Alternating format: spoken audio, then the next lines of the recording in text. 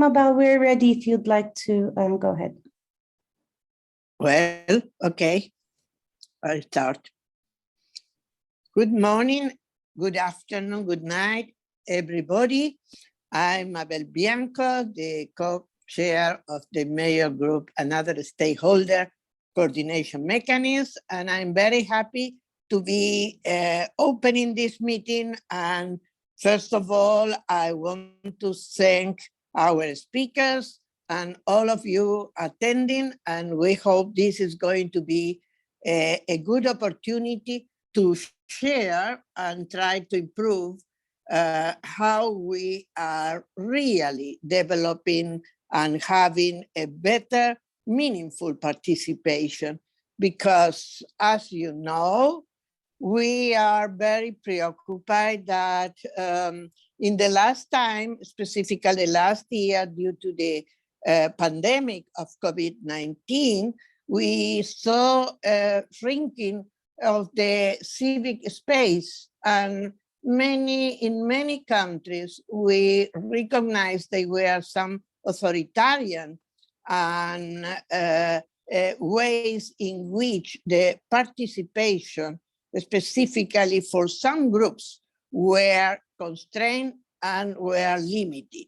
This is something that we are preoccupied, and we consider that this is not the way how the Agenda 2030 proposed to the world to have a new way to work in which all of us have the possibility to participate. And participation is not only to be able to listen, it's also the possibility to speak, to express our needs, and of course, to be able to share our problems and have the opportunity to discuss with all others. And this is something that, as our group is very broad, we have 21 members, we have the 9 original mayor groups, but now we have many other stakeholders and also regional groups. We are very happy that we represent a pluralistic group. So we hope everywhere and every part, and specifically in all the UN activities, we could have this. Saying that, we want to add that we are also very preoccupied how in July, in the last high-level political forum, we find out some countries and voices saying that it's not so important now to have gender equality and respect human rights. This is a very terrible issue because this is at the center of the Agenda 2030. So we want to find and to recover and to expand the possibility of the diversity of our people to participate. And this is not to leave anyone behind, because it's very nice to say that, to write that, but the problem is to have the opportunity to experience that. And to experience that, we need to be able to have the tolerance and the capacity to share and to exchange with the diversity and the others that this didn't think as we did. And this is something that we need to stress. So saying that, I'm going to pass to present our great group of participants and speakers. First of all, we have our moderator, Ms. Peggy Hicks. She is the director in the Division of Thematic Engagement, Special Procedures and Rights for Development in the division in the UN Human Rights Office. So thanks, Ms. Hicks, for your great support and your capacity to be our moderator. We are going to have also as speakers the Ambassador Rodrigo Carazo is the permanent representative of Costa Rica to the UN. He is in this position since 2018, and Costa Rica is one of the countries that are friends, let's see, or supporting this meaningful participation we are saying. Also, we have Sofie Sandström from the permanent mission of Finland to the UN. Sofie is the first secretary in the permanent mission, and she was also supportive, and specifically, we are very sorry we couldn't have today Ambassador Yukas Labarova, but we hope at least we have Sofie with us, that she was always bringing our support, their support. We have Nayara Garcia da Costa Chavez. She is the Senior Sustainable Development Officer in the UNDESA, and she's a friend of us. So we are happy to have you here. We have David Code from Civicus, and it's a very important issue because David is serving and in charge of the advocacy and campaign led by Civicus, and this is something that we are very happy to have his participation. We have Raisha Madaki. She is from the Indigenous People Mayor Group, and she is from Cameroon, and she is also speaking on behalf of our groups that sometimes are not included. They are left behind. And finally, and among the speakers, we have Rina, or Guadarina, we say Rina. She is the Asia Pacific Regional Forum on Sustainable Development. She is the Deputy Regional Coordinator of the Asia Pacific Forum on Women, Law and Development.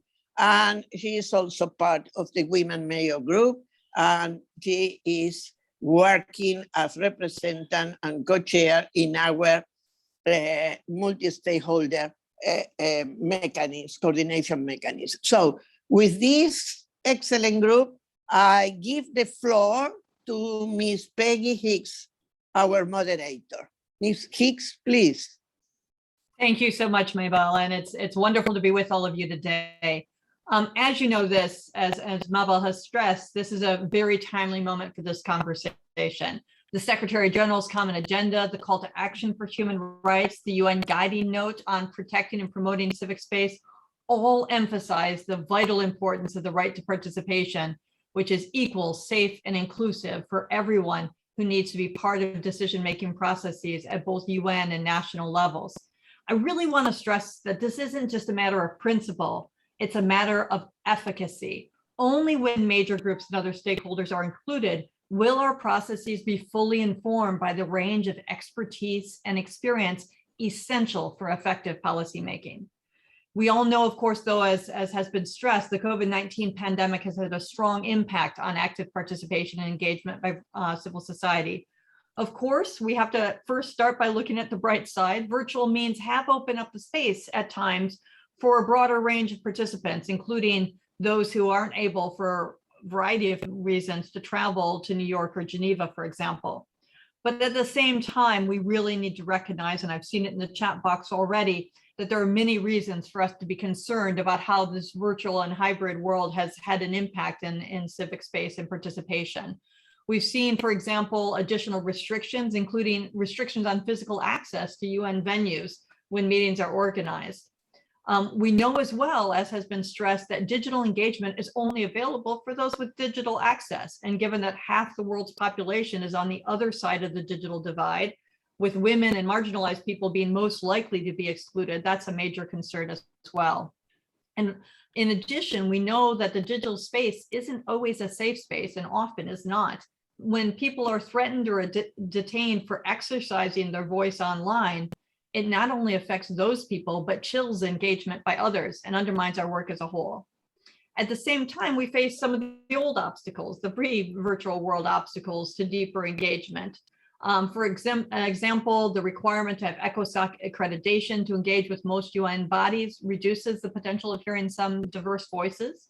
And there, of course, I'd point out that there are channels that do allow actors without ECOSOC accreditation to participate, like the NGO Forum on of the Commission on the Status of Women. Accessibility of and participation in meetings by persons with disabilities and older persons on an equal footing with other stakeholders is also of increasing concern. And I wanted to finally emphasize the need to take further steps to protect the safety of those who do choose to engage with the UN and international organizations, including from those from reprisals that they may suffer given their engagement and cooperation with the United Nations.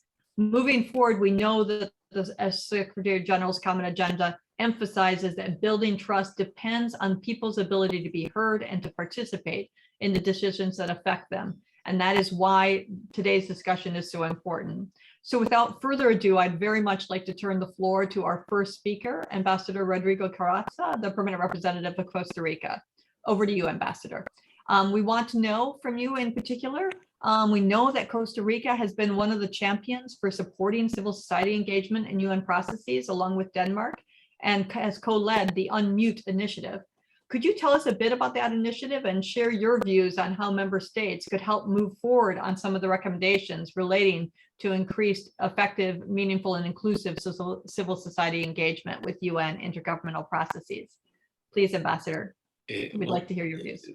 Thank you very much, and always very glad that you let me participate here, because the contrary is not the case, and we are very ashamed. Thanks for hearing me here. We are on your side. Let me tell you that I had an experience as Defensor del Pueblo in Costa Rica back in the early 1990s, and there I learned the value of civil society pushing together with the public sector for the respect of human rights for all.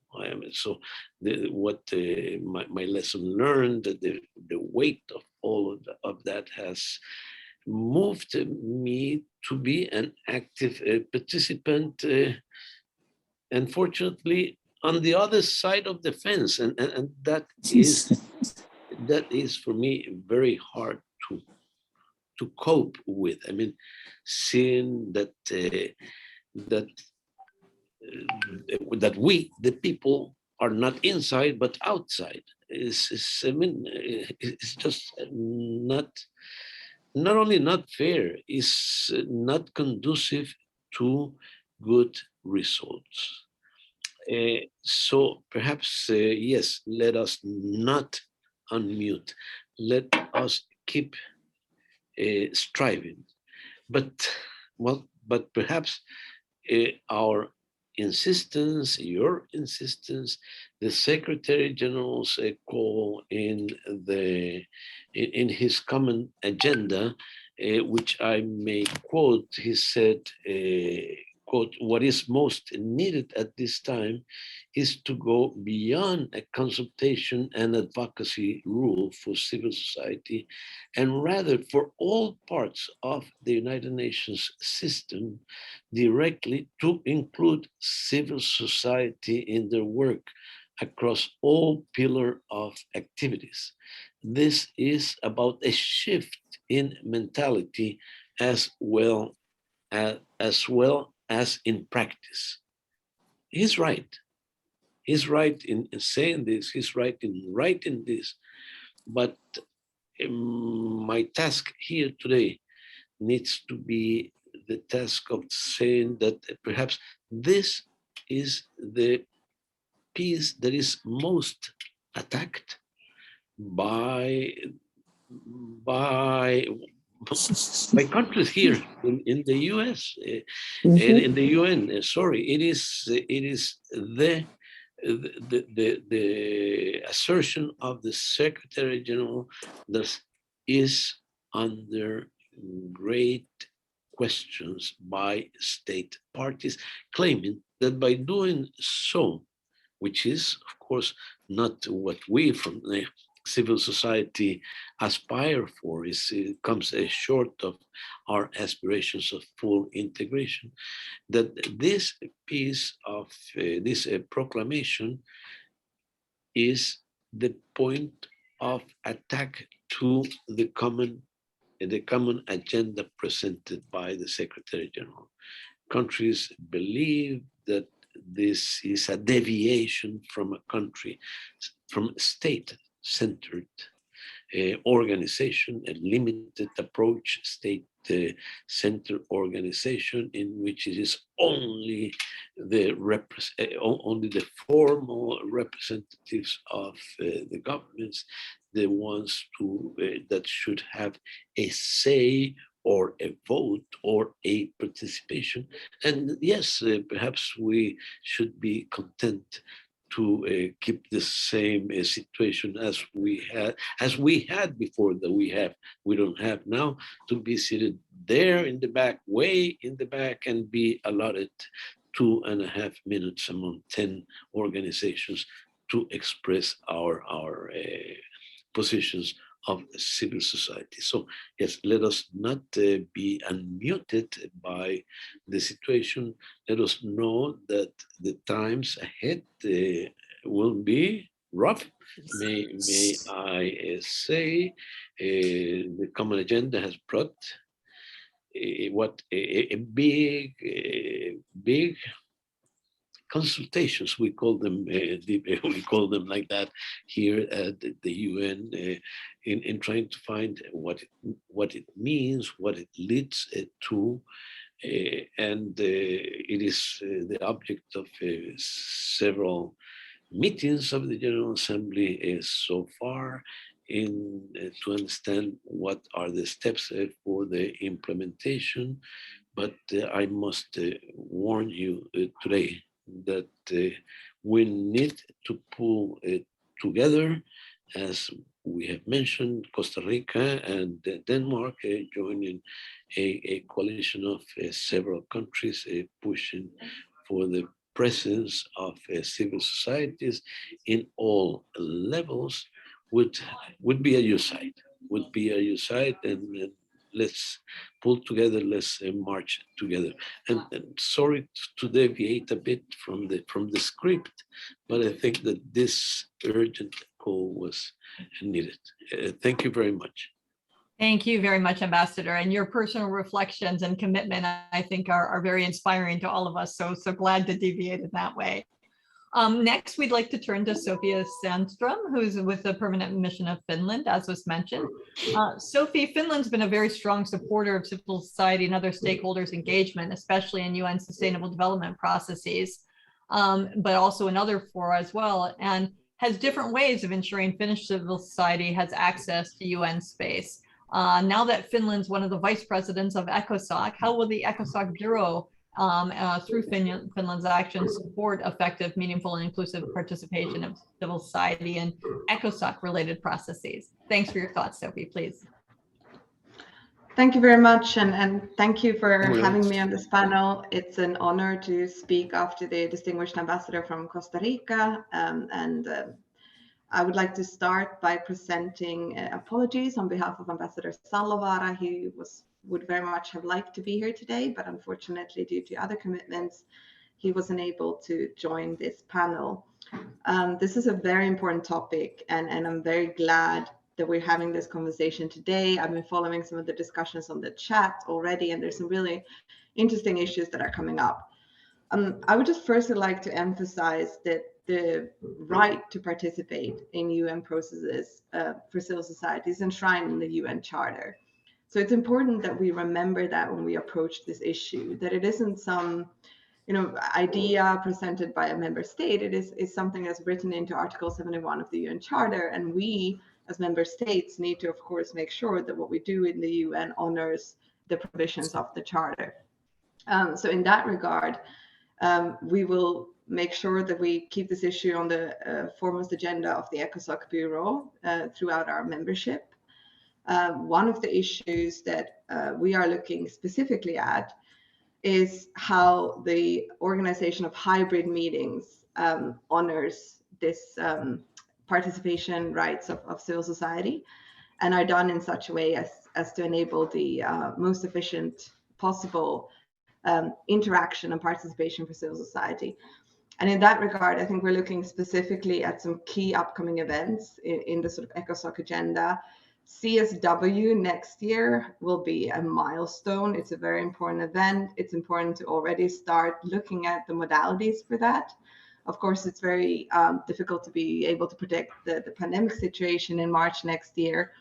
But given that we've effectively now missed 2 CSWs, and the fact that the topic really for the upcoming CSW is of such importance for all of us, with the focus on environmental issues and climate change, we really need to make sure that we have the broadest possible participation for civil society in that discussion. And in this regard, I'd like to pick up on 2 specific issues that I see that have been particularly challenging in this last sort of 18 months because of the pandemic. One of them is the issue of accessibility. So I'm really glad that you raised that, Peggy, in your introductory remarks. Finland is sort of a staunch supporter of rights for people living with disabilities. And we have major concerns about how the pandemic has affected the ability of people living with disabilities to participate effectively in various processes. We don't have any quick solutions for that, but I think it's important to have that discussion and also include that as a factor when the Bureau deliberates on the modalities for upcoming meetings, so that we at least discuss it. Because there is this sort of almost like an assumption that everybody can Zoom, but that is not the case. And I think it's important that we remember that and try to figure out ways how to overcome that. The other issue that I also wanted to pick up, of course, is the issue of the restrictions that we've had on travel. And those are outside the remit of the UN and of ECOSOC. So in this regard, I think we all need to acknowledge that there's a certain element that is very important and has a big impact on our work that is outside our control. So we again just need to figure out ways how to work around that in the best way possible. And I also think, one general issue that we need to look at is the very detailed provisions included in the modalities resolution for some of the most key upcoming events, and really try and maximize participation within the remits of those modalities. And I'm specifically looking at Stockholm Plus 50. It was mentioned in the chat.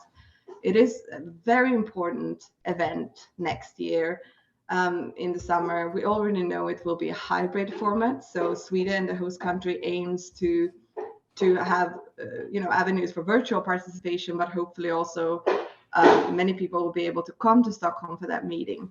And they're looking at modalities resolution, specifically paragraph 14 in Annex 2. I think it's really important that we got that language in there about participation being open, not just to NGOs with consultative status with ECOSOC, but also to NGOs that have an interest in the field of the environment. So it's quite a broad sort of participatory clause there. And of course, we have the issues around member states needing to agree to the list and all these things that we as the EU are constantly trying to work around and to get better language into resolutions. And this is a challenge. So those are some of the sort of main points I wanted to raise at this point. I also just wanted to quickly react to the issue of reprisals of NGOs that do attend. This is a very important issue. Finland has quite a broad and elaborate strategy on how we support human rights defenders worldwide. So this is something where we can use our embassy network to try and provide protection and support for people who are facing reprisals after taking part in an intergovernmental international process. So we hope that we can help out a little bit, because this is a very, very severe problem. Thank you so much. Great. Thank you so much, Sofie, for those comments and really important points across the board. I'm going to turn quickly, because I think we all need to have a eye on the clock here, given the limited time for this important conversation, to Niara Garcia de Costa Chavez, my colleague from UNDESA. Niara, I understand that you've had much background in the work of the major groups and other stakeholders coordination mechanism, as well as in UNDESA. And taking your experience into account, how do you foresee the engagement of major groups and other stakeholders in the upcoming sustainable development processes, such as the VNRs and the Partnership Forum? Over to you, Nero. Thank you so very much, Peggy, and good morning, good day to all colleagues. It's a pleasure for me to be here, especially considering the history and the partnership that we have with the major groups and other stakeholders coordination mechanism. And I know we are pressured by time. So I want to focus on three things. One was also bringing some inputs from our common agenda. The second one, some lessons we have learned during the pandemic period.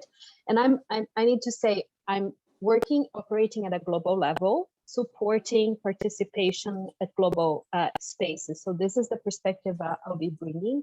And also the final would be some next steps or issues for us to focus on moving forward. So I want to bring a few other things from our common agenda, including this call that the Secretary General brings for a multilateralism that is more networked, more inclusive, more effective. The report also says that to do that, we need more open, participatory, peer-driven, and transparent system. And that we should be focusing on solving problems by drawing on capacities, hearing the voices of all relevant actors rather than the mandates, which is very interesting for the UN, the way we operate. And the Secretary General is calling for more listening, more participation, and more consultation.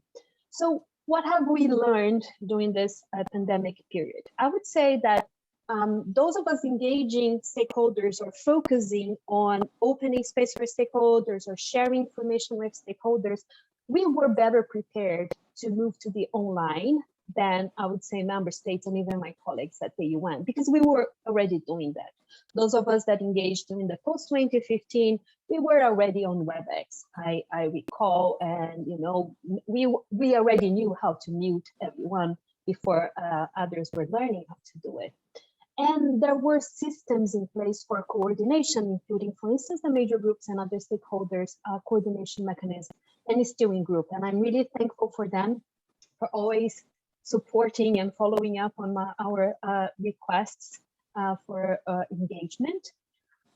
We have been working to maximize this online spaces. We have been adapting formats, we have adjusting content, approaches, and messages. But as others were saying, we still need to do more. I really want to showcase the challenges of time zones and language and accessibility, and it demands resources to address those. So, and again, that not all groups and not all countries have the same capacity to connect, and we need to be mindful of that and adjust accordingly.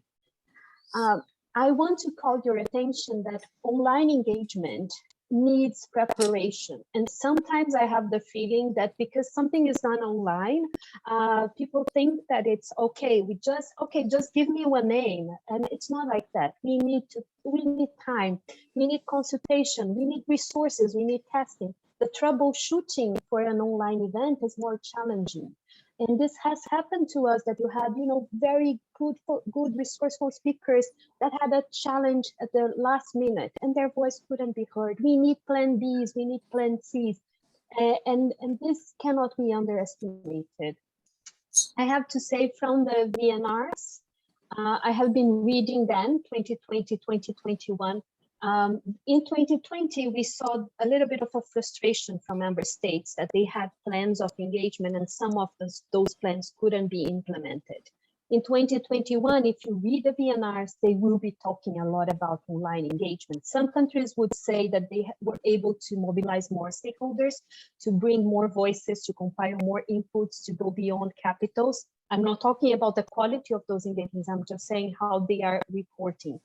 And 2022 will be a very critical year for following up with VNR preparation, because we might have potentially more this mix of in-person and online engagement. So please keep an eye on the process for the VNRs. I would say, from discussions with member states, that there is this expectation for a mixed approach, but we'll need to see how those things will go. My final message is about the next steps and what the things that are I've been, concerned or thinking or trying to strategize.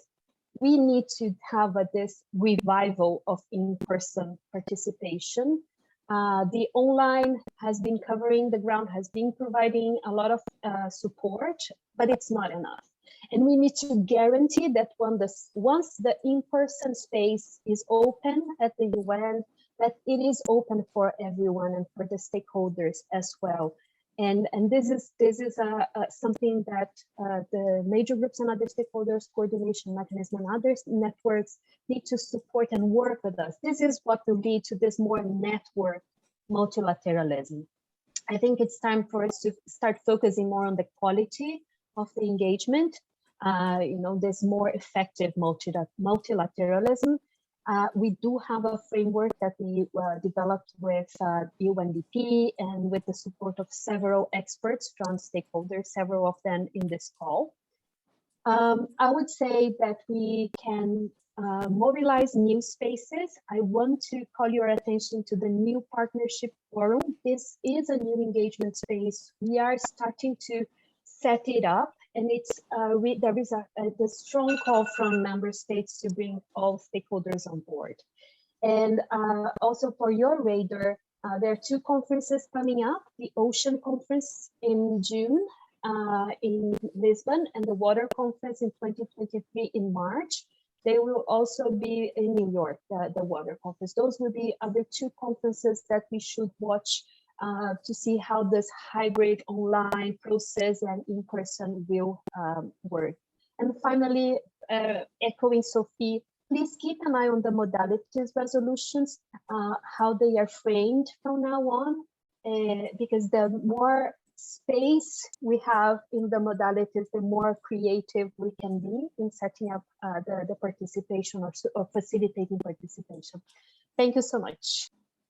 Thank you very much, Nia. And I could tell that was your timer going off, and I appreciate that as a moderator. So thank you as well for being considerate in that way, and making such important points on a variety of fronts. I'm going to turn quickly to David Cote, who's with us from Civicus. I'm very glad to hear the civil society voice and your large network of organizations within Civicus, to hear how from you, given some of the new frameworks, we've talked a lot already about the SG's Common Agenda report, and there have been so many developments in UNGA 76 recently. How do you see the UN and its member states' engagement with civil society going forward, and what needs to be done from your perspective? Thank you.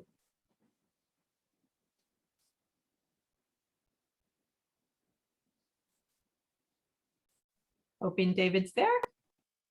Mm-hmm. And I'm unfortunately, I can't see him at the moment. okay. Maybe we could, if that would be okay, skip to the next speaker and come back to we'll David. go right ahead and do that. And that means that you're up now, Raisa Madaka, who's with us from the Indigenous Peoples Major Group. We're so glad to have you with us, Raisa, and we'd like to know a bit more from your perspective how the pandemic and the subsequent move to online modes of engagement has affected the meaningful engagement of Indigenous peoples to UN processes, and what recommendations would your group have to increase the inclusive and meaningful participation of Indigenous peoples in the UN processes in online or physical meetings? Over to you, Raisa.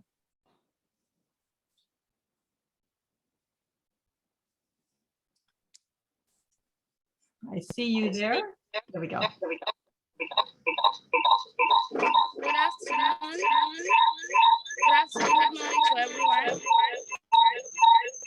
I'm sorry, I'll interrupt for a second just to ask everyone to please mute other than Raisa. I think that will help us make sure not to have the feedback. Please, everyone mute other than Raisa. Okay. Good morning, good afternoon to everyone. I'm very happy to participating to this wonderful discussion. I am very delighted to be part of this rich panel on behalf of the Indigenous major groups. I'm from Cameroon, and I'll be talking about the impact of the pandemic on the effective and meaningful participation of Indigenous people in UN. The effective and meaningful participation of indigenous people in UN process is severely affected by the pandemic, as it has further limited the already limited participation of indigenous people in UN process even before the pandemic. With the pandemic pushing the engagement to virtual or online tools, this is a huge challenge for indigenous people, as many do not have access to computers and internet ICT facilities, especially those living in rural areas, which is the majority of indigenous people. This means only few in urban areas can participate, and those only who can speak one of the languages of the UN. This is another major challenge for the indigenous people participation in all types of meetings. Related to this is also the availability of documents in language that they can understand. Also, the lack of access to documents and relevant material in languages understood by the indigenous people.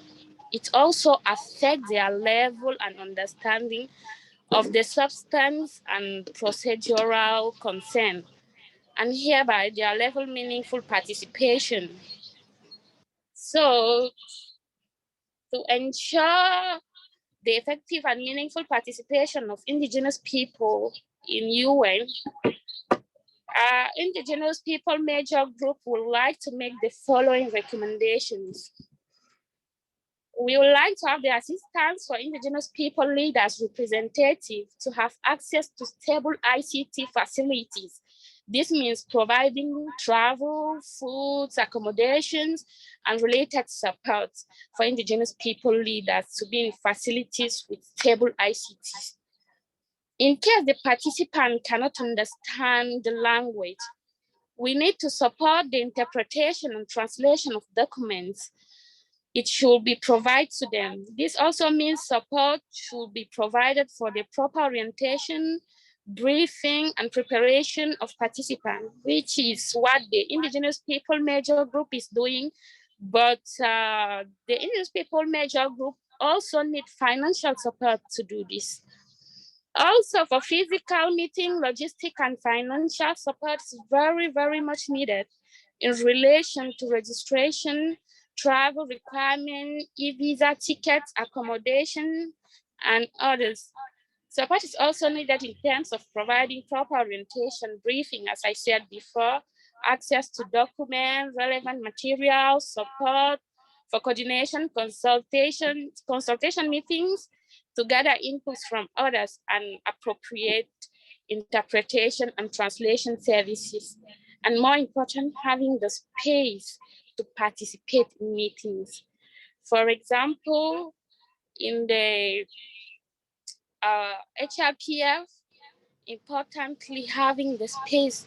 In the HRPF, there is a very, very limited space. So other forum, both formal and informal, should be established, so there will be more interactive and dialogue between and among the established to be there. So the dialogue between and among the different actors in sustainable development and giving the appropriate space to rights holders and marginalized groups, and making them visible and putting into action the pledge of leaving no one behind. One of the key indicators of this pledge is establishment of specific effective mechanism for the participation of rights holders and marginalized groups from the local, subnational, national, regional, and global level, and not just stakeholders, which is largely dominated by NGOs, private sectors, including investors and UN agencies. It is important for marginalized groups and rights holders to be given the space for them to represent and speak for themselves and provide their technical support.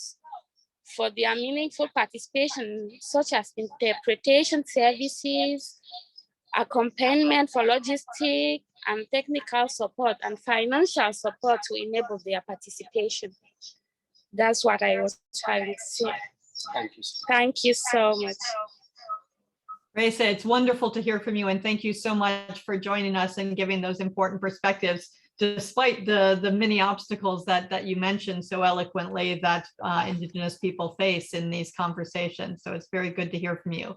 I'm going to turn quickly to our next speaker because the time is growing short.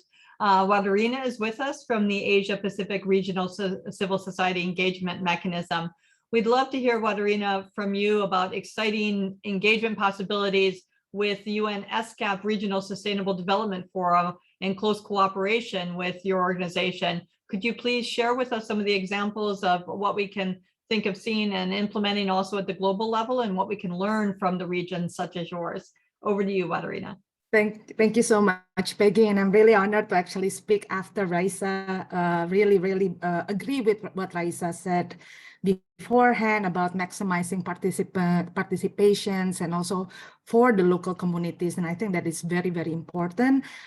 Just to give a background that Asia Pacific Regional CSO Engagement Mechanism is a platform, and then we have been long engaged with the SCAP, I think since 2012, even right after the Rio +20. And then SCAP have a lot of like meetings about the post 2015, post Rio +20, and etc.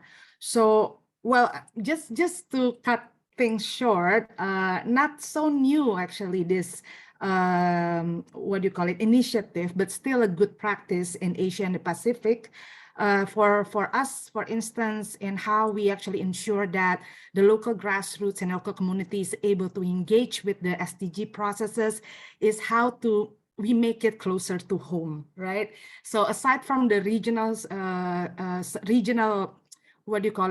Regional Forum on Sustainable Development in Asia and Pacific, we call it EPFSD. UNESCAP usually also have the sub-regional forums, right? And then it was actually very good because we actually able to put together all the civil society coming from different sub-region in Asia and the Pacific. Like there are 5 sub-region, and then we have like a meeting around October, November before the actual Regional Forum on Sustainable Development on March. So that meeting is actually to prepare the Regional Forum and the HLPF. So that is how like the civil society can actually give more inputs, more position on our how we see the goals and then the implementation of the SDG. Another thing that I also want to highlight is that UNESCAP is also give fund and then also supporting the People's Forum, not only 1 day, but 3 days People's Forum. And then usually it's done in a physical way. So that means the travel is also got funded and etc. And then we are not only got supported by UNESCAP, but also sometime with UNDESA and UNEP. But we also got a lot of support from Sweden. The thing is about this funding, sometimes for the UN fund, it's only restricted to the ECOSOC accredited organization. So it is one of the challenges. So that's why we always make sure from the civil society that we need to actually have, some fund coming from ourselves that is actually able to ensure that the grassroots organization who don't have registration, usually, able to actually also access this People's Forum and then get funded and then to be travel together. And then in the regional forum itself, our cooperation with UNESCAP is also ensuring that we always have like a space in all the panel as a panelist, not only as a discussant, not like HLPF, usually the MGoS only as a discussant, no? So this is as a panelist, and then also ensuring that we have a minimum number of intervention from the floor to be guaranteed, right? And then also have the same time to give inputs for the chair summary together, the same amount of days with the member states. So if the member state got 7 days to give inputs to the chair summary, we also get 7 days. This is what we've been demanding. And then also one thing that is also good in regional forum in Asia Pacific is that there's a roundtable discussion, usually discuss about the cluster goals and then the situation of the voluntary national review that is under review. And then in that roundtable discussion, that civil society, major group, and other stakeholders can be together, speak in one table, with the member state discussing, and then we can also be the facilitator, moderator, and even rapporteur. So this is something that we can probably consider on what, walking the, really like showing how it can be meaningful, our engagement, and et cetera, et cetera. And then the new initiative right now is actually, we just had a meeting with the chair of the APFSD for the last year, because in 2020, it was so bad, when the first online APFSD happened and it hit, it was really, really bad. The thing that we usually meaningfully engage, no longer there. So we actually have like a very close meeting with this chair of the APFSD, and then we have like some agreements about how the civil society and the major group and other stakeholders can better engage with the process. So one, for instance, there's a guaranteed intervention, the written inputs to the goal profile. And then the third one is actually how we can directly observe and then also making an intervention in the advisory committee on the permanent representative that is preparing the APFSD every year. So that means that we are there, we'll be able to be there to also talk about the agenda, what the modalities for the civil society, and et cetera, et cetera. So that is one new initiative that we've been, that has been happening. But the challenges is also a lot, because right now when the UN said something about hybrid, usually it only applies to the member states. So we have this in the UNEP meeting. The most current one is the regional meeting, Asia Pacific Regional Ministerial Meeting on UNEP, where they actually open it up for hybrid, but they say only allowed for the member state. And then we put a lot of protests about that, right? And then also the same thing happened when they're going to do the sub-regional forum in South Asia. They also said it's going to be only for the member state, but because for our push, now we will, civil society and major group can attend the meeting in person. And then also language is also very important, because it's online, we are no longer able to rely on each other, able to actually translate to each other as a civil society. So this is something that we have been advocating also with UNESCO about the provision of the language translation and etc.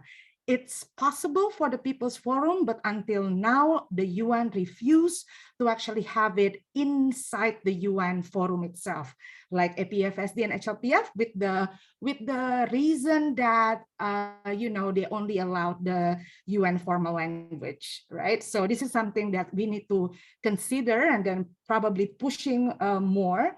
And then also the question on interaction, whether that the online is actually meaningful, because a lot of trend also right now, not in Asia Pacific, but trend where is like there's a tendency to have a CSO forum with only pre-recorded video, or have like a forum only with pre-recorded video, and then there's no interaction. We're not able to actually have like a conversation meaningfully and dialogue meaningfully and etc. Another also about accessibility. I think this is something that it is very important in Asia and the Pacific. We have been quite advanced to actually pushing for this. The thing is, for UN meetings, especially in UNESCO, sometimes accessibility is an issue when we actually, they want to have like a roundtables meeting. So this is something that it is very important, because actually the roundtable is the place for the civil society can share and put their position, but sometimes it's not accessible for the group, right? So yeah, so I think I'm going to stop at that. I really want to hear, any questions or anything else. Yeah. Great. Thank you so much, Rodrigo. And I saw someone commenting in the chat box. Sylvia said what an inspiring example both you are and the examples you're giving us are. So very, very good to hear them. We have a comment from the floor from Catherine Good from NGLS, and we'd like to go directly to Catherine given the timing. And we understand you've undertaken preliminary results of the survey that you've undertaken on the effects of COVID-19 pandemic on civil society engagement at the UN. And we want to hear more about that from you. Over to you, Catherine. Thank you.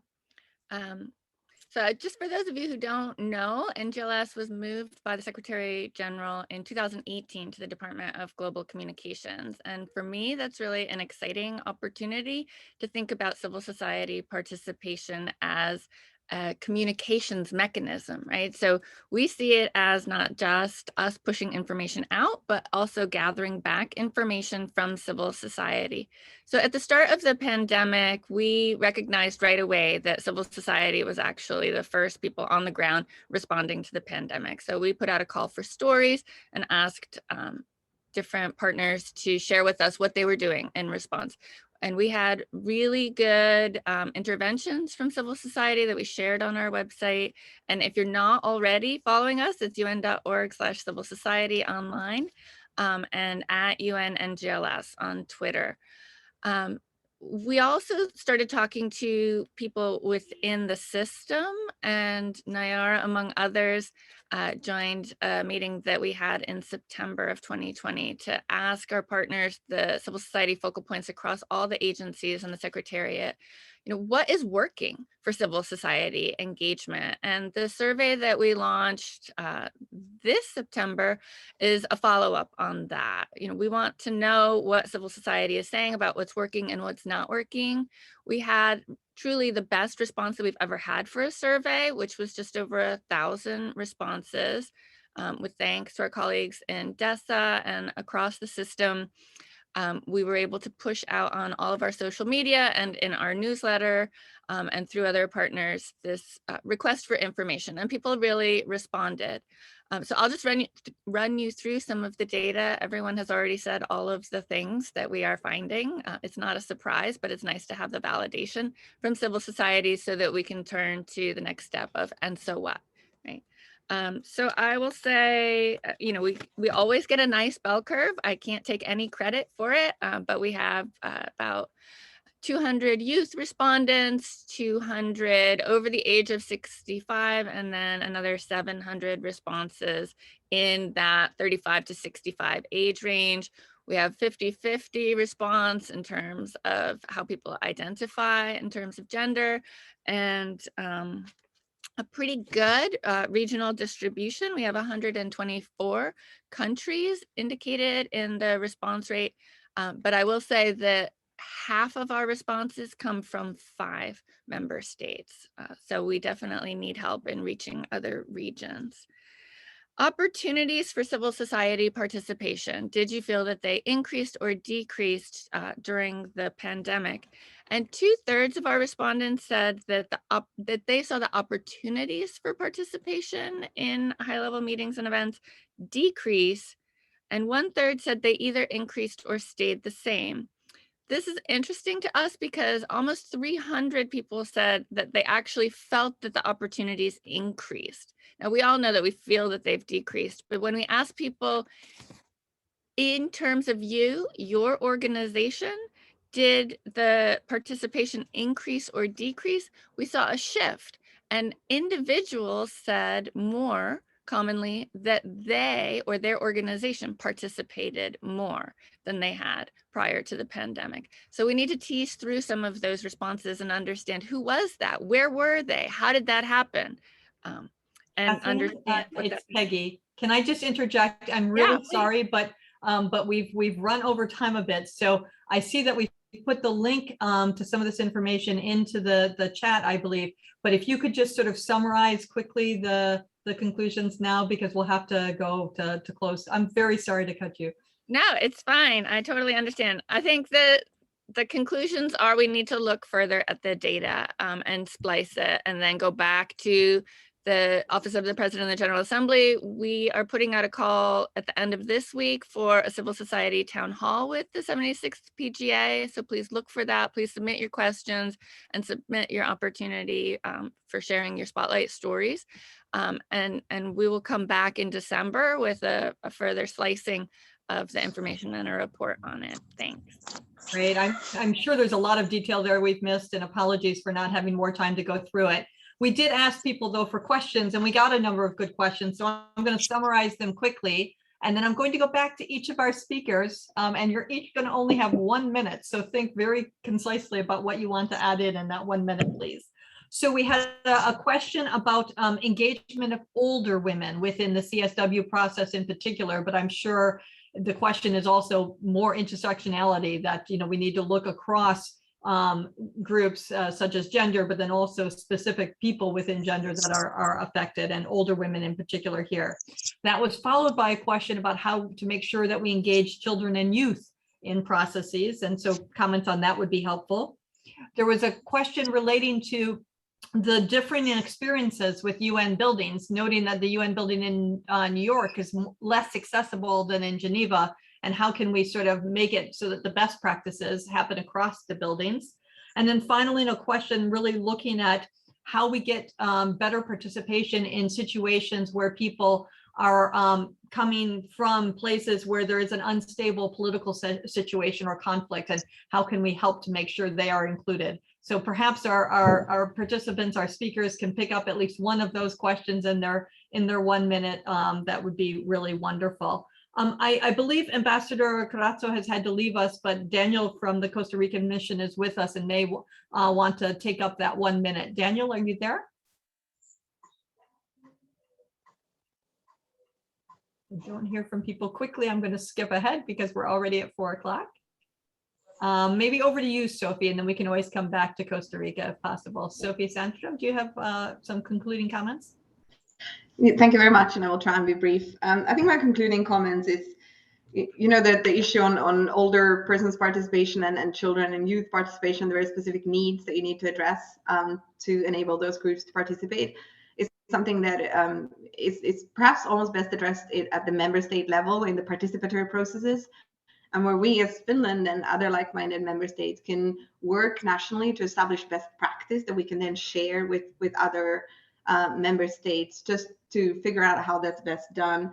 And you know, I think I would see that for children and youth, the virtual space is you know, as sort of an enabling environment, and it's allowing children to participate in processes, whereas before, you know, children can travel without an adult to New York to take part in a UN conference and so on.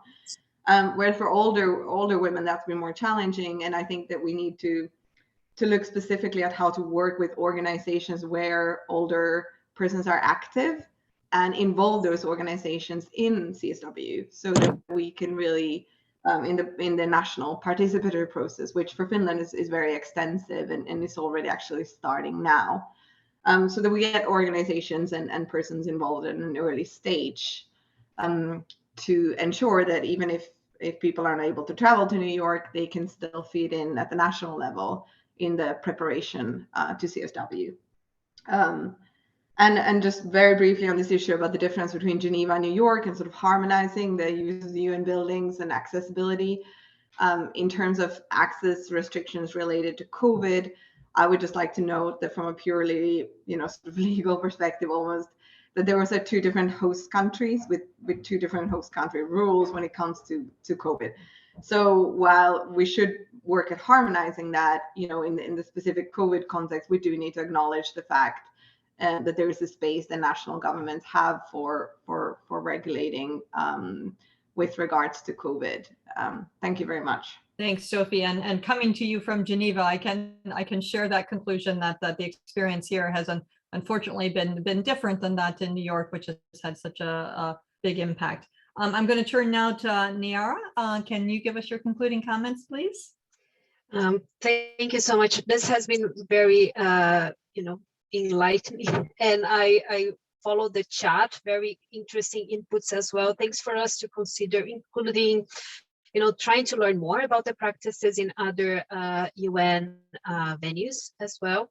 I want to reiterate one point that Rina brought, the need to bring back interaction. We are all relearning how to interact socially, individually speaking, but the UN space is one where interaction is key.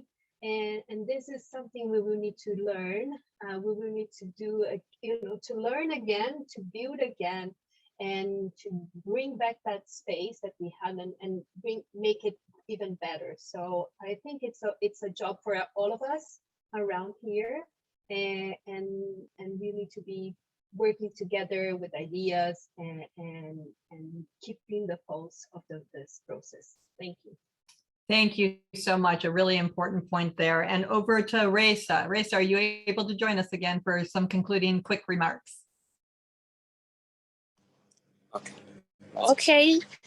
First of all, I'd like to thank the organizers for giving us the opportunity to express ourselves here and give our points. Okay. There is a need to increase capacity building on ICT tools to indigenous people. There is also need to increase support to indigenous people and also facilitating access to COVID-19 vaccines. Thank you so much to everyone. Thank you so much, and thanks for emphasizing those crucial last points. Rodrigo, we're going to give the last word to you since we're over time. Please give us your last thoughts. Sure, Peggy, and then I'm probably going to answer Iman's question on the mechanism to help grassroots organization in unstable political situation and armed conflict. This is happening also in our region when we have Afghanistan, Myanmar with their situation now, and then also how we actually also able to amplify or help to amplify their voices and their situation in this kind of process. And then this is very important. What we usually do is actually try to have like a conversation with the group first and then make a statement together as an act of solidarity of the bigger platform in the region. We also take safety and security very seriously, whether that they want to actually speak, with their own, or they want us to actually speak on behalf because of the situation of the security in their country. And then I think that what is important, Iman, is that, and then I want to emphasize this for my concluding remark, is that the importance of solidarity, only with the culture of solidarity across the movements, that we can actually make this, the 2030 agenda is actually have like a good accountability. So this is, we believe in the people's movement power, and then that's the way that we can work together to be able to actually making sure that the state as a duty bearer able to actually do their work. Thank you so much, Peggy. Thank you. No, it's just wonderful to get those thoughts and very much an accurate perception of like how it works in practice. And obviously with the situations that you've mentioned in the region, you've got lots of experience. Thank everyone for joining today. I'm sorry we've run a bit over, and that even with that, of course, we had to not really hear everything we could, and there's so much room for further discussion here. But we've clearly heard some really inspiring stories, some great ideas. It's given us all lots of food for thought as to where we can take it forward. And I guess that's the mission statement I'd give to all of you, is to take some of what you've heard today and put it into practice in some way going forward. And really grateful to all of you for your amazing contributions and for your fabulous work. Good day and good afternoon. Take care. Thank you.